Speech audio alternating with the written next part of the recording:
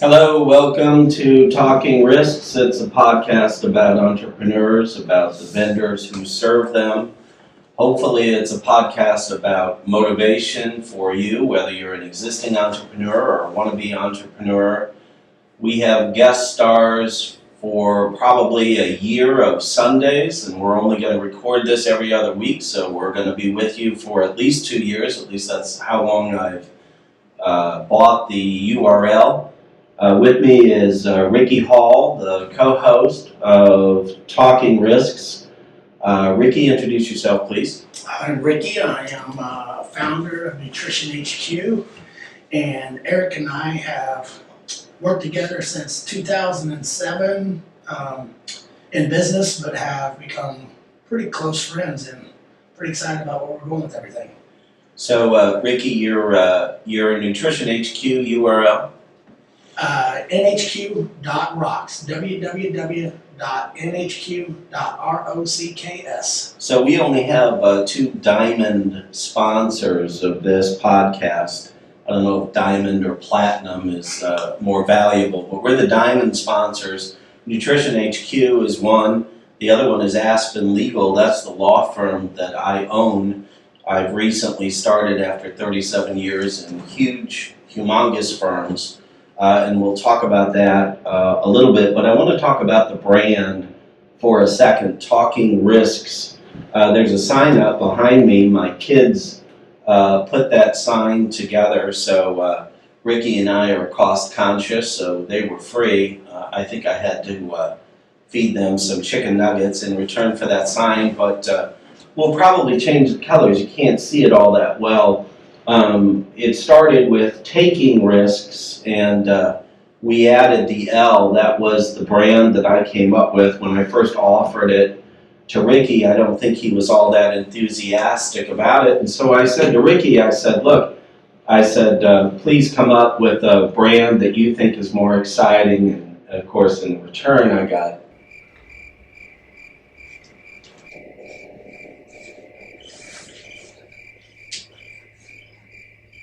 right. So hearing nothing from Ricky, I think the brand grew on him.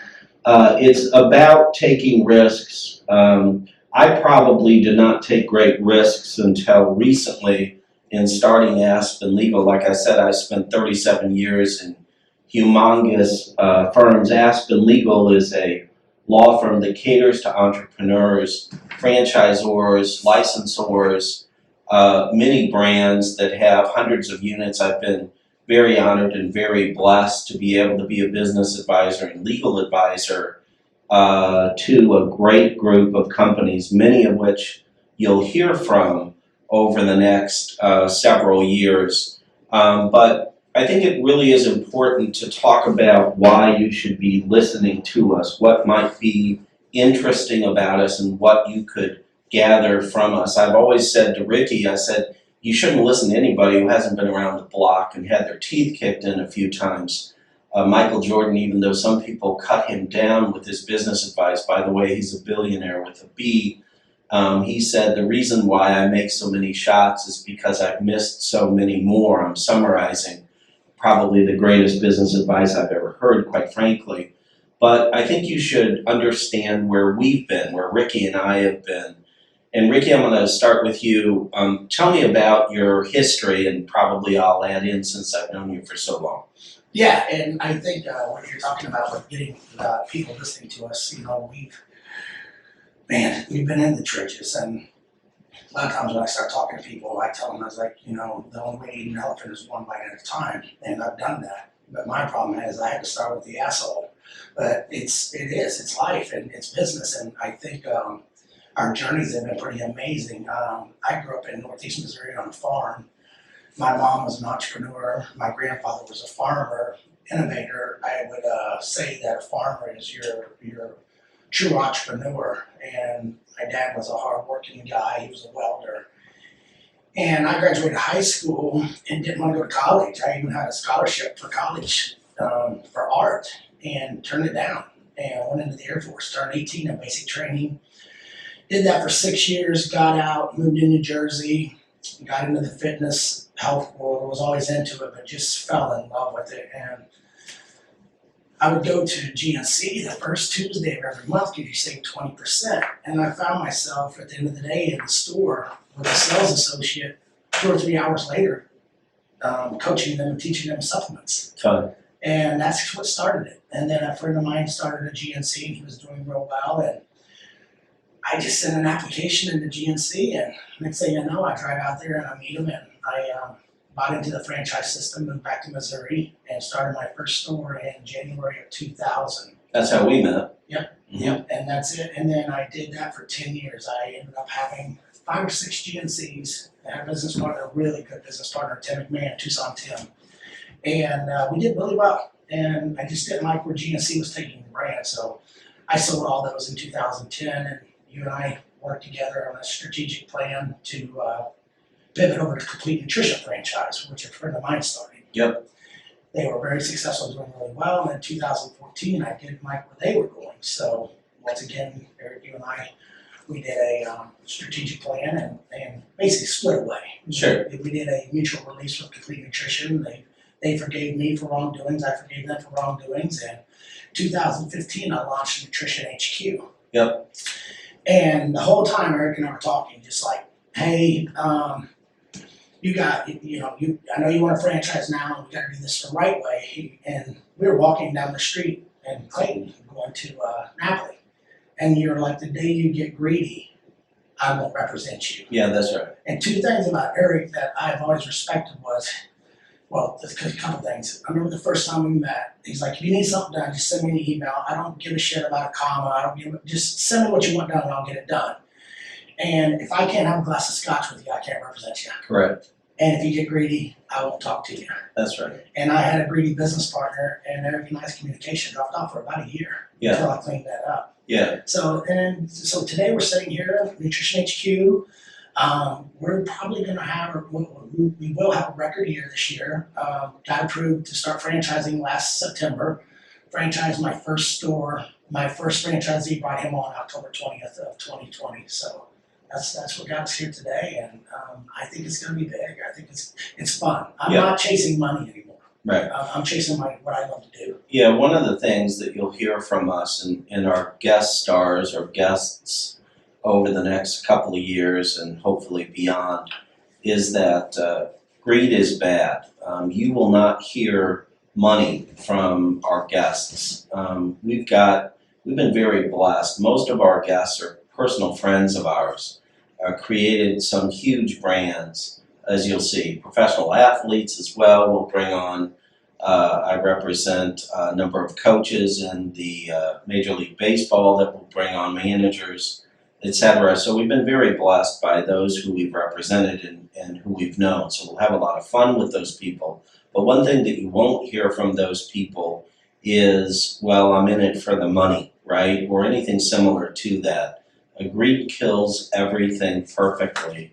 When I have 2 entrepreneurs who come to me with a great idea, I tell them all the time, I said everybody's in love right now, but there are 2 times that you're not going to get along. 1, when it's been very successful, or 2, when you're losing your ass. And the reason for that is when it's been very successful, one of the partners will always decide that it was their efforts that got them successful, not the other person's efforts. And when you're losing your ass, it's another person's fault, not my fault. And that has been true for decades of representing companies. And really it comes down to greed. I think greed is human nature. Well, I know it's human nature, and if you don't believe me, look at what your local lottery is up to these days, right? People want money for nothing. People like money. Who wouldn't, right? It's security. Money's security. But one thing that you won't hear from us, and one thing that you won't hear from our guests, I'm sure exclusively because we handpick these guests, is that they're in it for the money. They're usually in it for the legacy.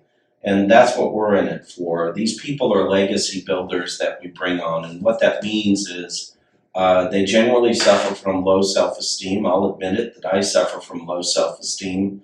But they're never satisfied with themselves. They're never focused on their victories. They're typically focused on their last losses. So they're always trying to be better.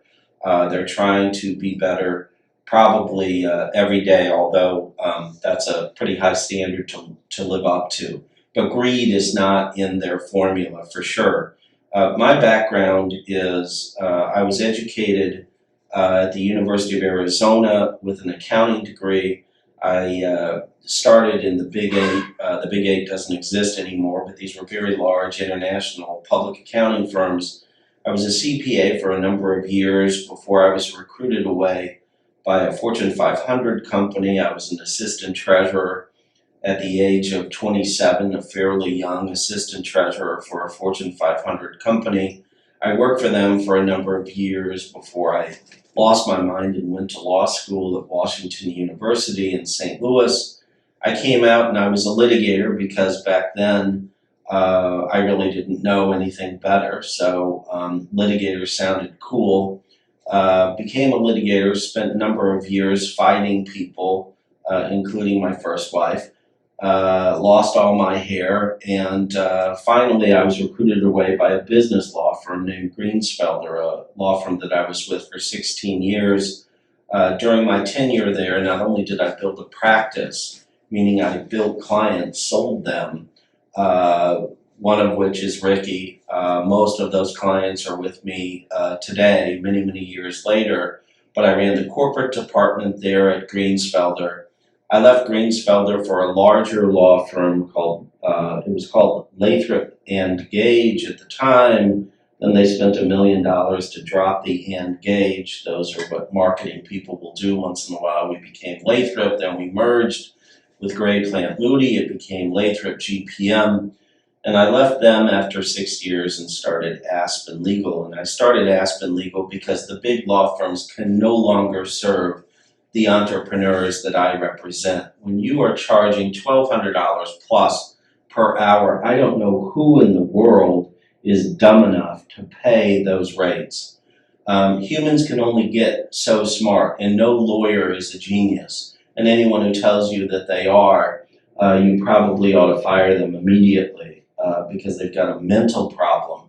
Law firms are made up generally of lawyers who cannot sell. 85% of the lawyers out there cannot sell a client. They've inherited some clients, so they think somehow that they've sold those clients or earned those clients. Well, none of that is true. And when you have 85% of your personnel who can't sell anything, couldn't sell their way out of a wet paper bag, what you end up with is an industry that decides that in order to do better next year, there's only one way to do that. Bill more hours and charge more for the hours that you bill. People like Ricky and I decide that there's another way to build business, and that is sell more. Get out and work your ass off and sell more. And so what I've done with Aspen Legal, and I encourage you to check out our URL, aspenlawteam.com, is I took my rate of $5.50 an hour, which was ridiculous, reduced it to $2.95, offered fixed fees to clients, offered monthly retainers to clients. Many of my clients have already taken me up on that, where they're on their outside general counsel. And I've made it possible for my clients to call me with an issue before it becomes a big issue because they're not worried about an invoice. So that's a little bit about where I've come from and in my philosophy. Ricky, talk to me about talking risks and where you would like to see this go. My side here with talking risk is, you said it, we've done a lot of business deals and we've seen a lot of business and we got a lot of friends in business, and there's entrepreneurship is amazing. And whenever I hear somebody say that they're studying entrepreneurship, I just can't wrap my head around that. I think it's your DNA to be a true entrepreneur. But I think we can share a lot of our stories, experiences, and our guests coming on can help a lot of people navigate some of the business struggles and experiences we have seen. And I think we have so much experience and so much in our back pocket that we're foolish if we don't share that to help other people grow their business. Sure. I don't like a business person that is out to see another business person fail. Mhm. I just don't get that. I love winning and I want to help people win. So whenever I hear a win, a success story, a business over the overnight sensation, I celebrate that. I think it's absolutely amazing Sure. to see that, and it's so fun to watch people win at business Sure. because we eat it, sleep it, drink it. And when a business fails, people think, oh, he's got all the money in the bank, he'll be fine, blah blah. That's not the fallout from a business failing. It's all the people that were under that business owner supporting them. The staff, the family. I mean, that's when that's what makes me hurt when I see a business fail, and especially with COVID going on, we've seen so many businesses fail. Sure. However, I also believe that when the shit hits the fan, there's a lot of opportunity. So we're going to see a lot of restaurants close and a lot of businesses close, but you're also going to see a lot of new restaurants and new businesses open because there is a market for it. Sure. And back to business, like I have never, like you were talking about providing a service for your clients and stuff like that. I have never went to a market and said, I'm going to that market so I can put Joe Smith out of business. Sure. I went to a market because I know I have a better product and a better service that I can bring to the market and be successful. Sure. And I think that's what a real business does. Yeah, it's funny that you say that. So I talk to a lot of people who are trying to get into business. One of the things that I founded is the Franchise Brokers Association out of Orlando. They help a lot of people buy into a franchise. And when I talk to these candidates who are buying franchises, I always talk to them and I say, look, there are certain questions that you need to have the answer to with respect to any investment that you make. How much is it going to cost? How much money am I going to make from it? And ultimately, if you're buying a franchise, does the franchisor have a system that I can follow, right? Those are the three big questions. But the other three questions that I think every entrepreneur, every business owner need to ask themselves every day are number one, are people buying what I'm selling? That seems pretty simple, but really that's a demand question. Am I in the right game? Am I in the right industry? Are people buying what I'm selling? By the way, I go through these three questions every day in my mind when I wake up. I don't look in the mirror. It's not something weird that I physically ask myself, but I rattle them around in my head.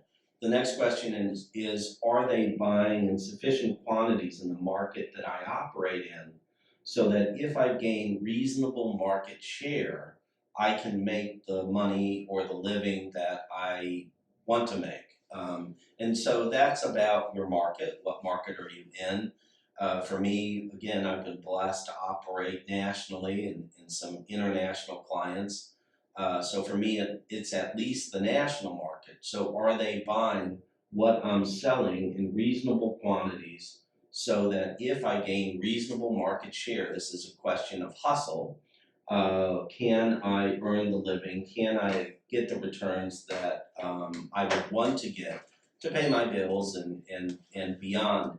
And then finally, I think it's the most important question, and this is a value proposition question. Am I selling better? Am I selling a product or service that is better than the competitors? In other words, is your value proposition for the products or services that you sell better than your competitors? And if you answer all of these in the affirmative, right, then what are you waiting for? All right, but these are serious questions, right? Any no answers, you got to switch industries or you got to switch products or switch services. And any of those questions that you answer in the negative, but you decide to stay in that business, all right? Well, yes, people are buying in sufficient quantities, and yes, people are buying in sufficient quantities in the market that I operate. But no, really, my value proposition is no better than my competitor. Well, guess what? That's the car warranty people that you see, right? Your first car warranty sucked. Why would an extended car warranty be any better, all right? These car warranties always talk about these are drivetrain warranties. I've never heard someone say, well, I had a problem with my car this weekend, and I asked, well, what the hell was the problem? And they say, well, it's the drivetrain, right?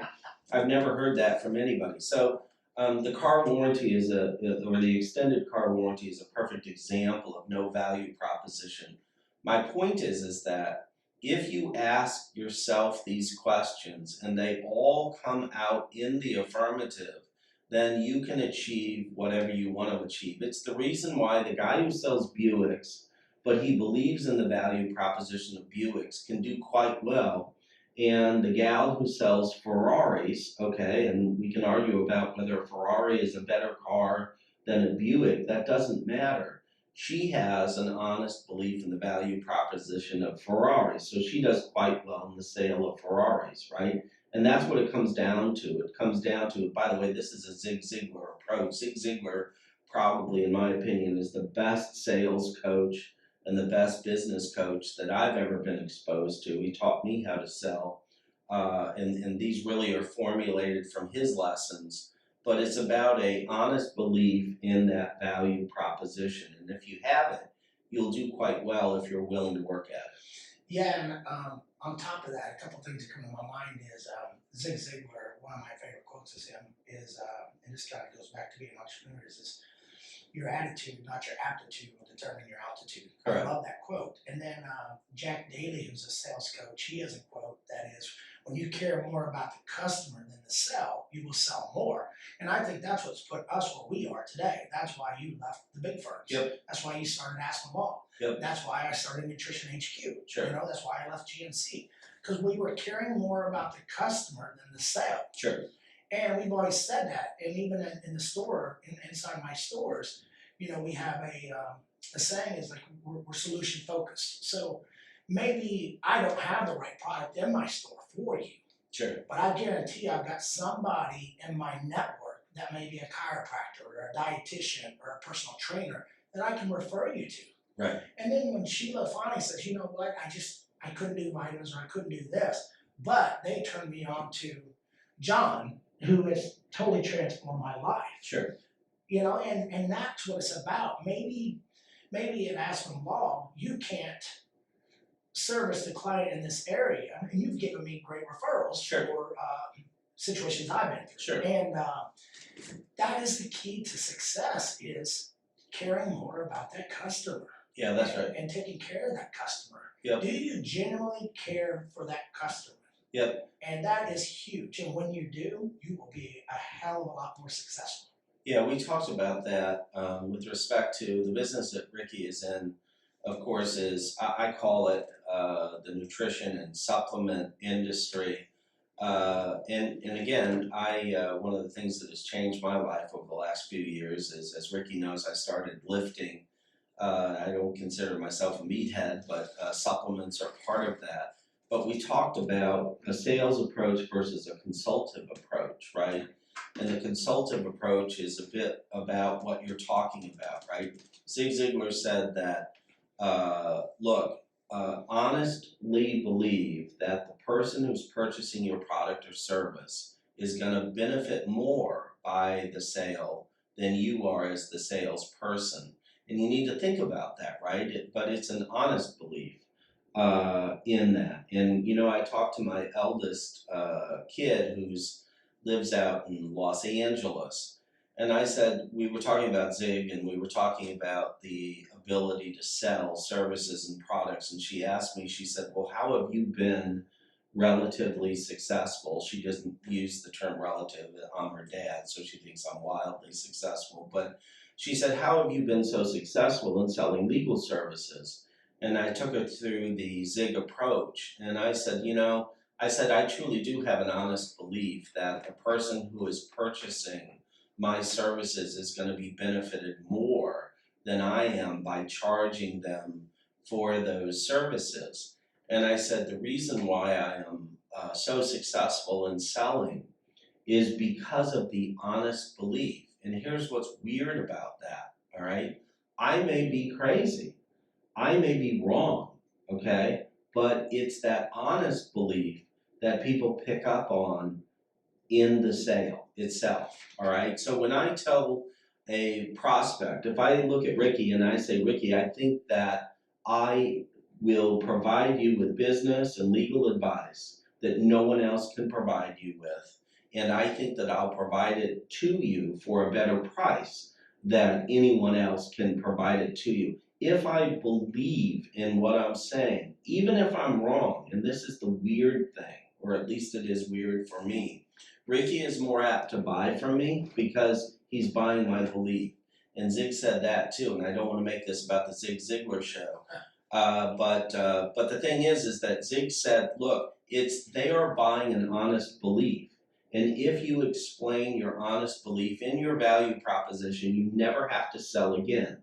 You don't have to sell pots and pans if you're selling your honest belief that these pots and pans are the best pots and pans out there for this particular customer. Yeah, and if you say I'm not into sales or something, and I disagree. I think everybody is in sales Sure. in your life. You're selling yourself when you're trying to get a job. You're selling yourself when you're trying to get into college. You're selling yourself when you're trying to make the football team. And also, selling, this is back to Jack Daly, selling is a transfer of trust. And that is the key to successful sales. And like we were saying, this is not a Zig Ziglar or a Jack Daly plug, but those are two very successful Mm-hmm. salesmen, Mm-hmm. and they're successful for a reason. Mm-hmm. And I believe the root cause of that reason is trust. Sure. And that's what made them successful. Yeah. When I left the big firm, this was recently, folks, when I left the big firm and I told Ricky this, Ricky and I are buddies and scotch drinking buddies, and, as well as attorney-client relationship that exists between us. I was scared shitless, right? And I think that's the best way to describe it. Couldn't sleep, woke up at 1 a.m. in a panic, etc. And now that I've been at it for a little while, it's amazing, right? The sky's not the limit anymore. There is no limit on what you can achieve as a well-motivated entrepreneur. And this is the message that we're going to try to get across over the next couple of years. Like I said, we're going to have a show every other week. We're going to have guest stars, guest appearances. We're going to have guest appearances from people who have built chains of hundreds of units. We're going to have guest stars from the professional sports world. I've been fortunate enough to represent a number of folks that are still in the professional sports world. Ricky knows folks, professional players. We may have a fancy foosball friend come on once in a while, an Adam Sandler reference from the Waterboy, but we're going to have some people that are going to be able to tell amazing stories, not only their successes, but their failures and their challenges. We're also going to bring on vendors from all walks of industry, whether it's accounting or finance or marketing. I think our next guest 2 weeks from now is going to come from the marketing world, who are also going to be able to contribute to your plan, your business plan, or your motivation to start your own business or grow your own business. And what we hope to accomplish by all of this is really provide value, again, to the existing entrepreneur, business owner, or to the wannabe entrepreneur, business owner, and including the vendors. We'd like to provide value to vendors of entrepreneurs. So we're going to touch upon a lot of industries, and not just entrepreneurs as in business owners, but the vendors who help serve those entrepreneurs. So Ricky, if you could, talk a little bit about our next guest, who we'll have on 2 weeks from today. Yeah, so our next guest is Tim Burt. He's a St. Louis guy. I met Tim, oh man, five years ago, something like that, and I had a radio rep that turned me on to him, and she goes, "You guys are just going to gel really well together because of how thick-skinned you are." And I met with Tim, and we started talking. I was telling him what I wanted to do, and he goes, "Here's what we're going to do. We're going to cut your radio ads, and I want you to do all the radio spots yourself." And I'm like, "I don't think so." And we did. So we did. We met one day, and I think it took us 2 or 3 hours to hammer out a couple radio ads. Mhm. And I'm like, "Oh, I can't." So, and about a week later, Tim had cleaned him up and sent him over to me, and I was like, started sweating, nervous, listening to him, and I called him and said, Tim, I can't do it. He goes, yeah, you can. These are good. These are real good, and we're gonna put them on the radio, and you're gonna get over to the Spear in about 3 to 5 years. Yeah. So I sent the radio spots over to a friend of mine, and I had her listen to them, and it was about 2 weight loss products, Lady Lean and Lipoblast. And she messaged me back, she's like, holy shit, these are awesome, and how much is that product? I'm like, huh. So we ran them out. So Tim and I worked really well, extremely creative. I think he's done over 30,000 ads. His ads have generated over $500 million globally, so very creative. Great guy. He's going to be a lot of fun on here. So, yeah, so I'm excited about Tim coming on. And I also wanted to go back to you leaving your last firm, and I walked into your house. I went over on a Saturday night for dinner, and walked in, and Eric met me at the door, and he goes, how the fuck did you sleep at night? Right, exactly. And, we sat there and chatted, oh my goodness, 3 or 4 hours. Killed a bottle. Killed a bottle, and Eric's wife, Jill, made an amazing dinner. We had dinner, and got to meet Eric's kids, and I thought it was amazing, because I was fortunate enough to start my business when I was 28, 29 years old. And I tell people, how come you got successful? And I was like, well, I was too dumb to quit. Yeah. And that was it. I really do believe that. I'm too dumb to quit. I refuse to ever lose. Yeah. And you're gonna lose. Sure. I filed bankruptcy. I've had a couple divorces. Like, you're going to fail in business. Sure. That is a fact. Yep. But don't let it end your passion or your drive. Get back up, dust off, and get back in the fight. Yep. And to see Eric split away and become independent, I always think about I think is it Braveheart, where he's like freedom. Yeah, right. And that's how I felt when I left my last franchise. Yeah. By the way, they cut his nuts off at the end. So go ahead. Yeah. All right. So that's what you have now. Yeah. Is that freedom. And now fast forward maybe 4 weeks since we had dinner that night. Sure. And to see the transformation and the life and the oxygen you're finally breathing. Amazing. It's life changing. Yeah. And as a franchisor, I don't want my franchisees to ever feel that way about me. Sure. I want them to understand we're in the same fucking trench. Right. And we're going to the next trench together. Yeah. I'm not over here shooting at you and you're shooting at me. Yeah. The day you write me a royalty check and you regret it, right, we've got a problem. Yeah, sure. Like the first time Tyler wrote me a check, right, he called me the very first month he ever wrote me a check for using the brand. Mm-hmm.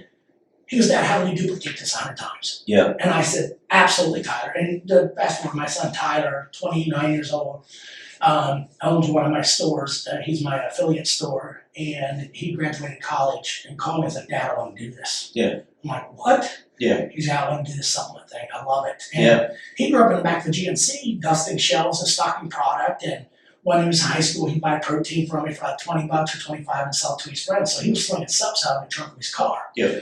Well, now, he bought one of my stores 3 years ago to start testing the franchise model, and it's a blast. Yeah. And for him to say that to me was pretty rewarding, and for him to say, how do we duplicate it? That's success. Yeah. And to see him being successful is huge. And back to when I split away from my last franchise, I was walking down in Clayton to meet some buddies for a drink, and one of your young associates goes, I can't believe you and Eric did that deal. Right. Now you become the franchisor and take all your franchisees' money Yep. and party on the yacht. I'm like, no. Now I become the franchisor and make my franchisees filthy rich, and we all party on the yacht together. Of course. And that's successful business. And when you're willing to help people grow their business and grow them personally, like we were business friends at first, but now we've become friends. That's success. When you win, I win. Yeah. And that's how you have to look at business. You're going to have competitors. My goodness, that's life. Sure. That's business. And Sure. you better have, and you better be competitive too. But I love it. eat it, sleep it, drink it. I don't chase money anymore. Yeah. I'm not about money. Yeah. I just love what I do. And my win is how many successful stores can I open in the next 10 years? Sure. And how many people can I help grow the business mind? And that's where I love the coaching and leading in that area because I've made so many mistakes. I've been in business 22 years now. Sure. And I've made a lot of mistakes. I've lost a lot of money. I've paid a lot of stupid tax. Right.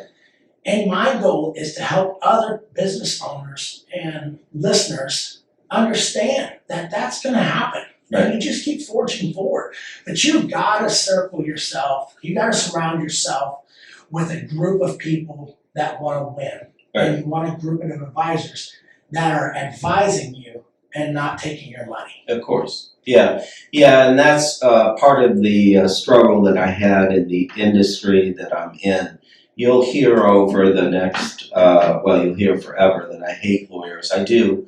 I think that they're arrogant a-holes for the most part. Ricky, you already know this, who have no idea how to run a business. I'm always surprised that people are trusting their businesses to lawyers who have never created a business, never run a business. Running a law firm, folks, is not running a business like you run.